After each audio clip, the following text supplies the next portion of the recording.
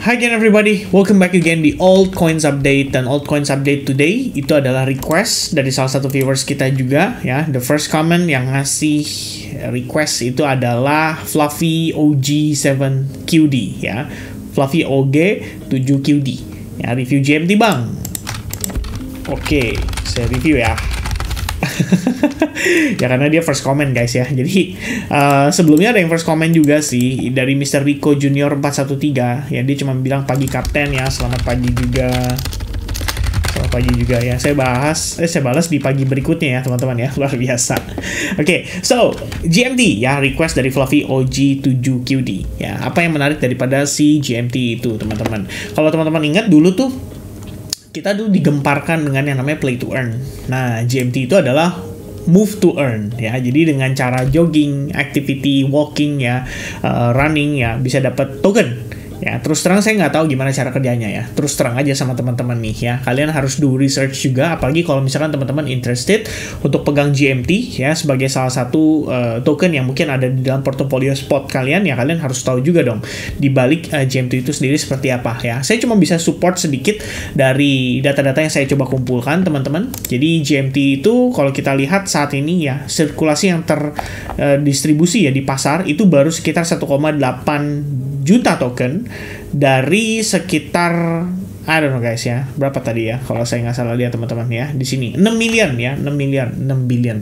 Berarti ini 1,8 miliar deh, maaf ya saya salah teman-teman ya. 1,8 miliar token GMT yang sudah tersirkulasi dan ada total hampir 6 miliar ya, atau misalkan bisa dibilang 6 miliar total supply-nya yang belum tersirkulasi di pasar.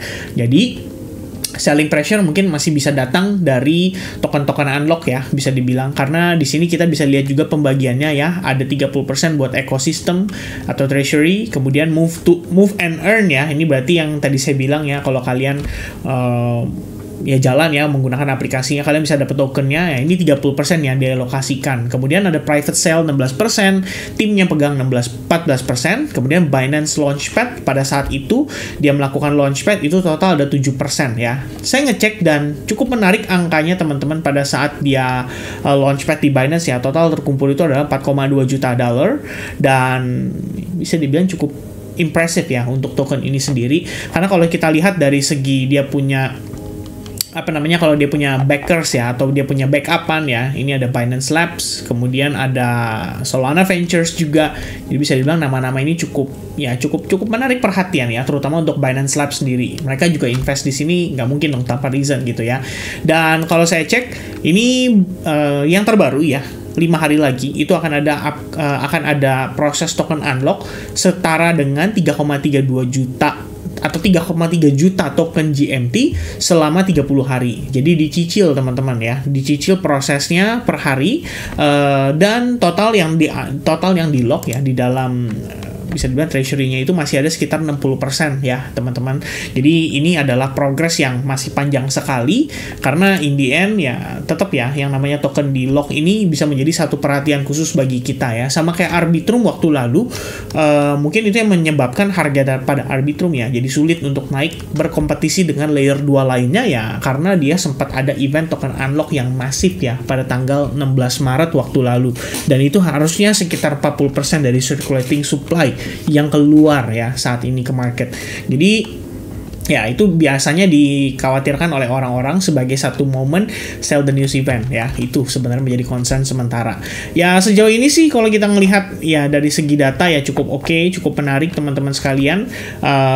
It's just a matter of time ya. Karena kita ngelihat di invest juga sama Binance Lab ya, berarti memang ada keseriusan lah untuk GMT atau Stephen ini tetap melanjutkan projectnya. Ditambah GMT Stephen ini adalah token baru ya, jadi dia baru listing itu pada saat posisi bear market 2022. So technically apa yang terjadi ya ketika dia harus mengalami koreksi ini ya, ini semua berbarengan dengan kondisi yang sama dengan token-token yang lainnya juga. Ya kalau kita lihat patokan utamanya dari total 3 market cap ya, sepanjang ya 2022 sampai 2023 Oktober ya memang kecenderungannya turun gitu. Jadi wajar kalau GMT atau Stephen ini juga mendapatkan tekanan jual yang sama ya. Saya rasa itu fair enough. Nah, yang menarik teman-teman saat ini adalah GMT atau Stephen ini dia telah berhasil mereclaim area support resistance-nya pada kisaran 0,24 dolar, dan sejauh ini atau lebih tepatnya dalam beberapa pekan ya, ini udah bukan pekan lagi sih, ini kalau kita bilang udah berbulan-bulan nih ya, 126 hari, berarti totalnya itu lebih kurang adalah 4 bulanan teman-teman ya, 4 bulanan lah lebih kurangnya.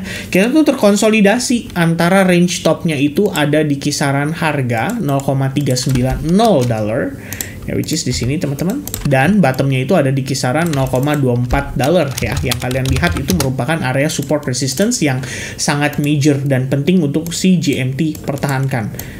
Ya, kalau kita lihat sih so far so good ya, karena dia udah mulai konsolidasi itu ya. Jadi bayangannya adalah harga mengalami tekanan jual sangat agresif, lalu mulai ada pelemahan momentum dari tekanan jualnya ya. Kalian bisa lihat seperti ini, lalu harga spike up ya, creating higher high. Ya, which is di sini kita udah ngelihat dia ada perubahan struktur nih teman-teman ya, dari yang tadinya dia create lower high, lower low, lower high, lower low, now become higher high, and then kita belum melihat adanya higher high yang baru ya. Jatuhnya di sini apa ya? Jatuhnya di sini hanya konsolidasi saja ya. So far kita sudah menghabiskan waktu lebih kurangnya 4 bulan untuk konsolidasi ini. Dan semakin lama dia konsolidasi, you know what? Actually semakin bagus teman-teman ya. Kenapa demikian?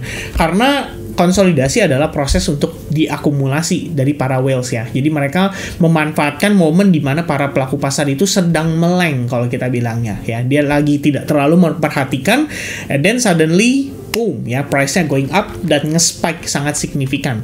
Nah, itu satu pertimbangan yang kita bisa lihat hanya dari price action-nya saja ya, terutama ketika dia sudah sukses breakout daripada falling wedge ini. Ya, ini kan harusnya merupakan sign yang positif.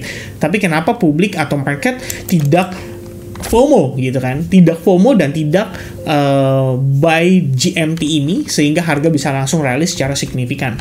Nah, ini menurut saya karena memang ada yang mempertahankan ya, mencoba untuk mempertahankan range ini agar mereka tetap bisa melakukan akumulasi. Jadi bayangan saya gini teman-teman, ini ya, range ini ya, mungkin kita bisa anggap sebagai range akumulasinya antara 0,39 dolar dengan 0,24 dolar.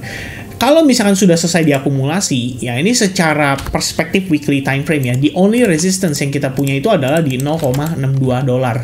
Jadi memang sewajarnya adalah ini merupakan weekly range nih jatuhnya, gitu ya. Ini kita bisa marking seperti ini sebagai weekly range. Nah, lebih kurangnya seperti ini teman-teman. Nah, ini harusnya menjadi target ya, target daripada ekspektasi pergerakan secara jangka menengahnya. Namun sudah 4 bulan kita hanya konsolidasi saja. Apakah itu artinya jelek? Oh, justru malah bagus teman-teman ya. Semakin lama dia akumulasi, semakin baik pula ya potensi dia untuk rally. Karena kalau misalkan marketnya tidak ada proses akumulasi, itu biasanya dari segi, kalau kita bilang mungkin kesehatan trennya sendiri itu jadi cenderung tidak terlalu powerful. Tapi kalau ada proses akumulasi, teman-teman bisa ketahui bahwa proses transaksi atau volume transaksi di sini itu sedang diakumulasi guys ya, dan dia akan gemuk pada satu titik. Seketika dia breakout itu harusnya langsung dalam keadaan impulsif, bahkan bisa bikin orang ketinggalan, lebih kurangnya seperti itu. Nah, saya sedikit ganti perspektif kita ke time frame daily ya, tapi saya menggunakan chart futures supaya kita clear lagi teman-teman. So as you notice already tadi ya, saya sudah sampaikan di time frame weekly-nya kita punya resistance di sini. Ya, ini merupakan resistance time frame weekly, dan ini merupakan support ya pada time frame weekly-nya juga ya. Lebih kurangnya ini adalah batas atas kita, dan ini adalah batas ini ada batas atas, ini adalah batas bawahnya kita nih teman-teman. Nah, kalau kita lihat nih pergerakannya, menurut saya cukup tricky ya, cukup tricky dalam tanda kutip, bisa membuat orang-orang itu panic selling ya. Salah satu faktor yang saya perhatikan adalah ketika dia secara struktur itu sudah bagus, secara tren udah oke banget gitu ya, teman-teman bisa notice ini pergerakannya sangat baik sekali. Satu titik ya, dia akhirnya mengalami pullback, habis itu dia balik naik lagi, dan di momen ini terjadi, saya cukup yakin weak hand ya, atau orang-orang yang cenderung khawatir ya, itu mungkin akan lepas barang teman-teman. Apa yang jadi pertimbangan saya mengatakan seperti itu? Satu, kita punya trend line ya. So technically trend line ini sebelumnya bahkan membentuk yang namanya ascending triangle pattern. Jadi ekspektasi mereka tidak tidak sesuai nih ya. Ketika harga terjadi breakdown, belum tentu mereka aware bahwa di sini terdapat support yang merupakan resistance juga pada perspektif time frame weekly ya. Even better teman-teman, kalian bisa lihat di sini support resist ya, ini hanya fake out. Jadi kalau misalnya kita bawa ke time frame weekly nih, saya lingkarin, teman-teman lihat itu jatuhnya nanti cuman buntut tuh ya, berarti fake out aja. Dan saya extend ke samping, lebih kurangnya kayak gini guys, tuh ya. Ini adalah support resistance-nya yang kita perlu perhatikan. Harusnya orang-orang nggak akan notice ya, tapi itu yang justru membuat kondisi daripada si GMT ini jadi menarik ya dari segi price action. Jadi orang-orang keluar ya, mereka tidak considering bahwa ini adalah supportnya, mereka panic selling atau mereka melakukan sell short ya. By the time bigger players ya atau big fund ini sudah punya cukup order, dan mereka bisa akumulasi lagi gitu loh. Jadi mereka buy lagi, karena ketika momen ini terjadi ya, harusnya sih ya, logika saya berpikir ya, ini kalau kita berbicara retail, mereka bisa gunakan Fibonacci retracement gitu kan. Jadi kayak ibaratnya, wah nih harusnya dia naik sampai sini nih ya, bakal cenderung ketahan nih golden ratio and bla bla bla. Atau misalkan dianggap seperti ini teman-teman, bisa juga ya dianggap seperti ini, wah ini adalah break and retest nih, wah ada candle rejection nih, good, oke, sell short now. Begitu di sell short ternyata harganya naik ya, per harganya naik harusnya orang-orang flipping bias jadi buy lagi ya. Kenapa? Karena ada support resistance yang sudah berhasil di take out. Jadi begitu dia breakout, oke, wah ternyata saya salah ya, ini bukanlah untuk turun, ternyata dia malah untuk naik. Begitu pullback, oke, saatnya buy ya. Mungkin di sini dia buy, setting the stop loss di previous low, ternyata kena stop loss, habis itu harganya pumping. Begitu pumping, mereka FOMO. Kenapa? Karena biasanya pasti ada yang menghubungkan trendline kayak gini, gitu kan. Kalau kita lihat kan per kondisi kejadian seperti ini kan teman-teman notice, wah ini reject nih, wah ini berarti trendline nih, ya kan. Begitu kita lihat trendline, which is dia ketahan di support resistance, dia buy ya kan. Ketika dia buy ternyata harganya memang naik ya, spike up ya. Kalau misalkan di sini yang udah buy set limit, harusnya di sini kena stop loss. Umumnya itu terjadi teman-teman. Lalu harga naik, kepetok area resistance ya. Harga naik breakout dari trendline ini yang dia coba gambarkan. Tapi dia tidak notice di atasnya itu ada resistance perspektif time frame weekly. Jadi apa yang terjadi? Harga mengalami rejection, harga kembali turun, dan sekarang harusnya perspektif mereka itu balik ke sell short. Kenapa? Karena mereka berpikir bahwa ini jangan-jangan kalau naik jatuhnya apa? Jatuhnya jadi head and shoulders. Ya, berpotensi untuk dia turun. Ya, itu bisa dilakukan teman-teman, tentu saja gitu ya. Dalam artian pasti ada orang yang melihat dari perspektif tersebut. Bahkan kalau misalkan saya boleh tambahkan ya, ini sebenarnya pada perspektif time frame daily, teman-teman bisa lihat ada satu buah pola yang terbentuk, dikenal dengan istilah bearish Quasimodo pattern ya. Jadi ini balik ke neckline-nya dia nih ya. Nah, lebih kurangnya seperti itu. Nah, apakah ini artinya akan membuat GMT mengalami tekanan jual? Ya, kita lihat dulu teman-teman. Ya, bearish Quasimodo pattern ya. That's the idea of bearish Quasimodo pattern. More or less-nya seperti ini. Ya, open page in new tab and I'm gonna add this one. Nah, teman-teman bisa lihat ya. Ini yang technically sedang terjadi pada si pada si GMT ya. Ini saya lingkarin teman-teman ya. Ini adalah higher high-nya ya. Saya bawa higher high-nya ke sini. Nih, ini adalah higher high-nya. Kemudian ini adalah higher low-nya ya, which is di sini. Ya, kemudian kita bawa ini adalah higher high-nya lagi. Kita bawa ke sini. Nah, ini adalah lower low, Ini adalah lower low-nya teman-teman. Dan sekarang ongoing untuk create potensi lower high. So the question is, apakah ini akan jadi lower high kita, which is seperti ini teman-teman, atau GMT somehow ya itu melakukan sebuah manuver dan ternyata dia menginvalidasi pergerakan ini serta dia rebound dan rally di luar ekspektasi kita. Ternyata dia sudah selesai fase akumulasinya melalui proses manipulasi-manipulasi yang terjadi di dalam perspektif time frame hourly ataupun daily tadi yang saya tunjukin ke teman-teman, dan pada akhirnya inilah momentum mereka untuk siap markup harganya. Itu bisa jadi pertimbangan ya yang kita perlu perhatikan. Kalau untuk saat ini, terakhir yes, kita bisa katakan dia sudah create yang namanya lower low. ya, which means ini adalah satu resiko yang kita perlu perhatikan, karena itu artinya tekanan jual ini menyisakan yang namanya area level untuk retracement, dan itu ada 71% atau 0,618%. Kena reject dari sini, ini bisa jadi bahaya ya untuk si GMT. Jadi menurut saya pribadi ini, kalau pandangan saya ya, kita ngelihat pergerakan dalam 2-3 hari ke depan. Ya, kalau dari exponential moving average sih mendukung ya, kita ngelihat exponential 8 dan 21 itu memotong ke atas, menandakan ini adalah pergerakan yang cenderung bullish. Ditambah exponential moving average 100-nya juga sama di sini ya. Ini ketahan nih teman-teman ya, yang titik-titik warna abu-abu. Saya nggak tahu kalian notice atau enggak, tapi kalau kalian notice ya itu ya tahanannya teman-teman. Kemudian mungkin kalau dari perspektif lainnya yang mendukung lagi apa, seperti stochastic RSI sudah crossing dari bawah ke atas di area oversold-nya. Jadi memang ini merupakan indikasi-indikasi yang cukup baik untuk GMT sebenarnya bisa rebound. So the question yang kita perlu tanyakan ya pada GMT saat ini, mampukah dia take out area high point ini? Itu dulu. Ya kalau misalkan dia mampu, oke, good. Ya, GMT berarti ya soon harusnya bisa rally ya. Ini artinya peluang buat teman-teman yang mungkin trading di futures market juga gitu ya. Atau mungkin buat teman-teman yang lebih preferensinya ya, yang mungkin lebih kepada hold di spot ya, saya pikir ini adalah area akumulasi yang bisa kalian manfaatkan ya. Sama halnya seperti yang tadi saya jelaskan pada perspektif sebelumnya. Ya, ini masih range akumulasi, orang big fan aja akumulasi di sana gitu kan. Kalau nggak mungkin nih harganya ketahan di sini tanpa alasan gitu. Nah, untuk saat ini kalau dari perspektif ya time frame 4 jamnya, yang bagus adalah ini high point sudah berhasil diambil. Ya, ini low point sebelumnya, ketika dia create lower low, high point sudah berhasil diambil. So technically ini high point bisa menjadi support resistance juga pada pergerakan berikutnya ya, lebih kurang seperti ini. Nah, teman-teman sekalian ya, bisa diperhatikan. Lalu saat ini kita lagi retest terhadap resistance penting ya dari perspektif time frame weekly juga, daily juga, which is kalau kita lihat di 03570 ini ada tahanan cukup kuat. Ya, datang dari mana? Datang dari support level ini yang menjadi resistance, 2 kali retest dan akhirnya turun, gitu kan?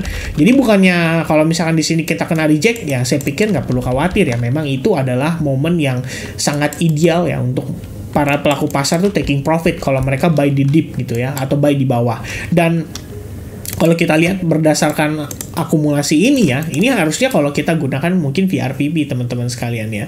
Saya coba untuk gunakan VRVP, let's see, there you go, ya I'm gonna put it here, sampai ke sini, ya. Oke, high volume ada di atas teman-teman. The second high volume ya, itu ada di kisaran range area tengah-tengah ini ya. Artinya atas sekitaran $0,32 itu bisa menjadi acuan kita kalau misalkan teman-teman mau cari area buat ngebit. Jadi begitu harganya turun ya, in case nanti harga mengalami rejection nih atau dia mengalami retracement gitu ya, jangan panik karena harusnya itu menjadi potensi higher low kita.